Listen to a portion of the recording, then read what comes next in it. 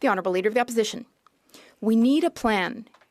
We need a plan to protect our economy from President Trump's threats. Americans and Canadian provincial premiers have raised issues of chaos at our borders and within our immigration system. There are 4.9 million visas and permits which will expire in the next 13 months, give or take. If people leave Canada to go to the States illegally, there will be consequences for our economy.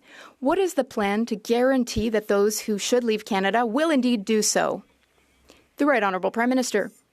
Mr. Speaker, every year in our country, thousands of residence permits, tourist visas and other visas expire and people return to their countries.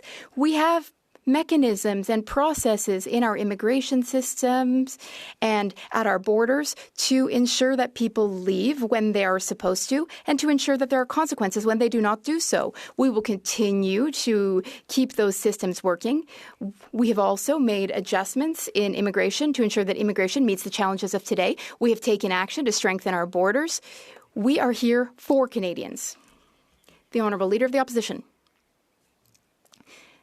But his minister said that it would be impossible to even track whether people do, in fact, leave Canada. The Immigration Minister's Department, the Department of Immigration, just published a statement saying that's according to sources, the number of people who should have left Canada already but are still here is between 20,000 and 500,000. But that there could be even more. There could be more than 500,000 people here who should have left. Mr. Speaker, where's the plan? The Right Honourable Prime Minister. Mr. Speaker, we just put forward an immigration plan to bring down immigration levels over the next few years. This will allow home building and the economy to catch up.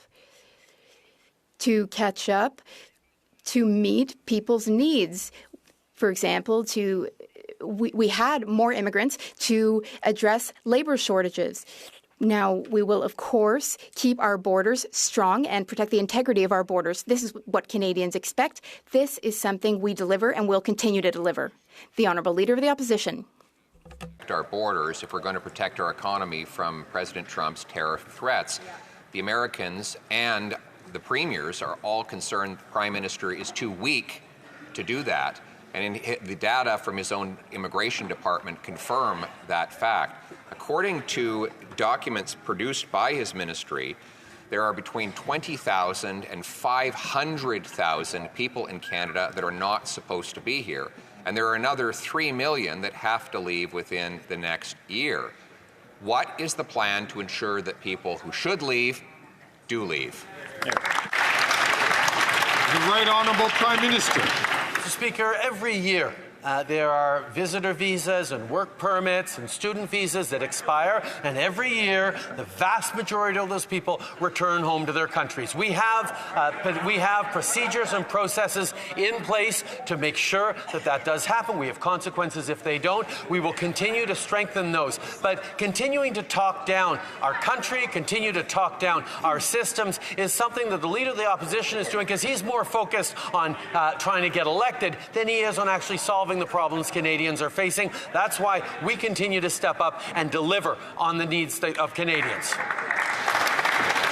The Honourable Leader of the Opposition. Another weak answer from a weak leader, Mr. Speaker. The reality is he says that people just voluntarily leave when their permits and visas are up.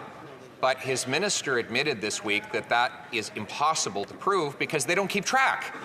And the closest thing they could get to an answer was their department saying estimates from academic sources range from between 20,000 and 500,000 persons, although there may be more. We're talking about people who should not be in our country. So once again, what is the plan? The Right Honourable Prime Minister.